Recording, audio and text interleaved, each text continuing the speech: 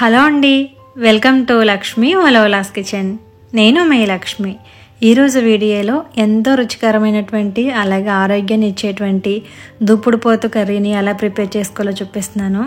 And మనకి దూపుడుపోతు curry కానీ బిర్యానీ కానీ ఫస్ట్ స్టార్ట్ అయింది అయితే కనుక ఆంధ్రప్రదేశ్లో ఉండేటువంటి భీమవరం అనే ప్రాంతం నుంచి. సో అక్కడైతే చాలా ఫేమస్ అనమాట. ఇప్పుడైతే ఇంకా అన్ని ఊర్లోనే చేస్తున్నారు కానీ ఫస్ట్ అయితే అక్కడే స్టార్ట్ అయింది. మరి ఎలా చేయాలో చూసే ముందుగా ఒక్కసారి వీడియోకి లైక్ చేసేయండి. అండ్ మనం ముందుగా కర్రీ కోసం ఏంటంటే దూపుడుపోతు మాంసాన్ని శుభ్రంగా వాష్ చేసేసుకోవాలి. మనకి మటన్ లాగా ఉంటుంది కానీ మటన్కి దీనికి డిఫరెన్స్ ఏంటి అంటే దీనిపైన ఇక్కడ చూపిస్తుందని చూడండి, తొక్కలా ఉంది కదా, దీనివల్లే ఈ కర్రీకి చాలా మంచి టేస్ట్ వస్తుంది అనమాట. మటన్కి అయితే అది ఉండదు అనమాట. అండ్ దీంట్లో ఈ తొక్క వల్ల మంచి రుచి వస్తుంది. సో దీన్ని బాగా వాష్ చేసి రెడీగా పెట్టేసుకోవాలి. నేనైతే శుభ్రం చేసుకున్న 1/2 కిలో మటన్లో ఒక 1/2 టీ స్పూన్ పసుపు, అలాగే 1 టీ స్పూన్ సాల్ట్ వేసుకుని ఒక 1 టీ స్పూన్ వరకు కారం కూడా వేసుకున్నాను. అండ్ దీంతో పాటుగా ఒక 1 టీ స్పూన్ అల్లం వెల్లుల్లి పేస్టు, అది కూడా ఏంటంటే ఫ్రెష్గా గ్రైండ్ చేసుకున్నది వేసుకుంటేనే టేస్ట్ చాలా బాగుంటుంది. సో ఇవన్నీ కూడా వేసేసుకుని ఈ మటన్లో బాగా కలిసేంత వరకు కలుపుకోవాలన్నమాట. ఇక్కడ చూపిస్తున్నాను చూడండి, బాగా మసాజ్ చేసుకుంటూ ఉంటే ఫ్లేవర్స్ అన్నీ కూడా బాగా పడతాయి. దీన్ని ఒక అరగంట పాటు పక్కన పెట్టేసుకోవాలి. ఈ మటన్ మ్యారినేట్ అయ్యేలోపు మన కర్రీ కోసం ఆనియన్స్ వేయించుకుందాము. దానికోసం ఏంటంటే స్టవ్ పై ప్యాన్ పెట్టేసుకుని ఒక 3-4 టేబుల్ స్పూన్ల వరకు ఆయిల్ యాడ్ చేసుకోవాలి. తర్వాత ఒక 1/2 టీ స్పూన్ వరకు మెంతిపిండి వేసుకుంటున్నాను. వెజ్ అయినా నాన్ వెజ్ అయినా కూడా మెంతిపిండి వేసుకుంటే టేస్ట్ చాలా బాగుంటాయి కర్రీస్. అలాగే ఒక 1/2 కిలో ఆనియన్స్ తీసుకున్నానండి. వాటిని చూపిస్తున్న విధంగా చిన్న ముక్కల్లా కట్ చేసుకుని అలాగే ఒక 10 పచ్చిమిర్చి అండ్ ఒక 1.5 టీ స్పూన్ వరకు ఉప్పు కూడా వేసుకున్నాను. ఇవన్నీ కూడా వేసుకుని ఆనియన్స్ని కలుపుకుంటూ వేయించుకోవాలి. మనం మీడియం ఫ్లేమ్లో ఉంచి ఒక సైడ్ అలా కలుపుకుంటూ ఉంచుకుంటే మనకి ఇలాగా మగ్గుతాయి అన్నమాట. సో మూత పెట్టేసుకుని లో ఫ్లేమ్లో పెట్టేసి మగ్గించుకోవాలి. ఇవి మగ్గేలోగా మటన్ని కూడా ఉడికించేసుకుందామండి. ఇదేంటంటే నార్మల్గా మనకి మెత్తగా కుక్ అవ్వదనమాట. కుక్కర్లో అయితే బాగా ఉడుకుతుంది. మనం లేతగా ఉన్నది తీసుకోవాలి దూపుడుపోతూ. సో మనకి అరగంట పాటు నానిన తర్వాత కుక్కర్లోకి వేసేసుకొని అది మునిగేంత వరకు వాటర్ కూడా యాడ్ చేసుకోవాలి. మనం ఎక్కువైనా కూడా పర్వాలేదు, మళ్ళీ కర్రీలో వేసుకోవచ్చు. ఇక్కడ చూపిస్తున్నాను చూడండి, ఈ విధంగా మునిగేంత వరకు వేసుకుని కుక్కర్కి మూత విజిల్ పెట్టేసి లేతగా ఉంటే కనుక 4 విజిల్లు, కొంచెం ముదరదైతే ఒక 6 విజిల్లు వచ్చేంత వరకు ఉడికించుకోండి హై ఫ్లేమ్లో. ఇప్పుడు మనం మసాలా ప్రిపేర్ చేసుకుందాము. దానికోసం మిక్సీ జార్లో 2 ఇంచుల వరకు అల్లం ముక్కలు, 10-15 వరకు వెల్లుల్లి రెబ్బలు కూడా యాడ్ చేసుకోవాలి. అలాగే ఒక పావు ముక్క అంత ఎండు కొబ్బరి కూడా వేసుకోండి, చాలా బాగుంటుంది, గ్రేవీ తిక్కుగా వస్తుంది. అండ్ ఒక 8 వచ్చేసి లవంగాలు, 1 అనాస పువ్వు, 2 ఇంచుల దాల్చిన చెక్క, 4 ఇలాచీ వేసుకుంటున్నాను. వీటితో పాటుగా 1 టీ స్పూన్ జీలకర్ర వేసుకుని 2 టీ స్పూన్ల వరకు ధనియాలు కూడా వేసుకోవాలి.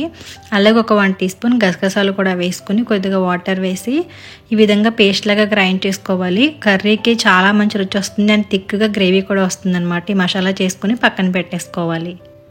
ఇవన్నీ చేసుకునేలోగా మనం ముందుగా స్టవ్ పై పెట్టుకున్నాం కదా, ఆనియన్స్ కూడా మనకి బాగా మగ్గిపోయి ఉంటాయి. ఇక్కడ చూపిస్తున్నాను చూడండి, మెత్తబడి మనకి కలర్ కూడా చేంజ్ అయింది కదా, ఇలా వేగితే సరిపోతుంది అనమాట.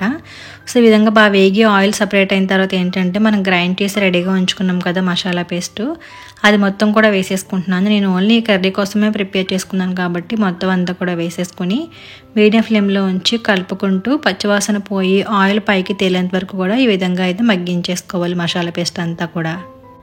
అండ్ నేనైతే ఇది వేయించుకుంటూనే మనం కుక్కర్లో మటన్ పెట్టుకున్నాం కదా, అది కూడా ఉడికిపోయిన తర్వాత ఒక స్ట్రైనర్లోకి వేసేసి రెడీగా పెట్టుకున్నాను. అంటే వాటర్ అంతా కూడా సపరేట్ అయిపోతుందని చెప్పి. సో ఈ విధంగా ఉడికిన మటన్ మాత్రం తీసుకుని ప్యాన్లో అయితే వేసేసుకున్నానండి. వేసుకుని ముందుగా కారం వేసుకున్నాం కానీ సరిపోదు కాబట్టి మళ్ళీ మీ రుచికి తగినట్లుగా యాడ్ చేసుకోండి. ఇక్కడైతే నేను ఒక 1 టీ స్పూన్ వరకు నార్మల్ చిల్లీ పౌడర్ వేసుకుని 1 teaspoon Kashmir red chilli powder కూడా వేసుకున్నాను.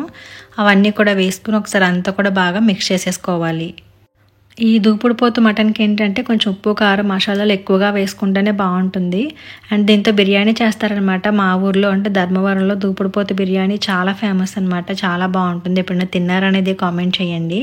సో అంతా కూడా కలుపుకొని మూత పెట్టుకున్న తర్వాత ఒక 2 మినిట్స్ పాటు మగ్గించుకుంటే ఈ ఉప్పు కారం అంతా కూడా పీసెస్కి బాగా పడుతుంది.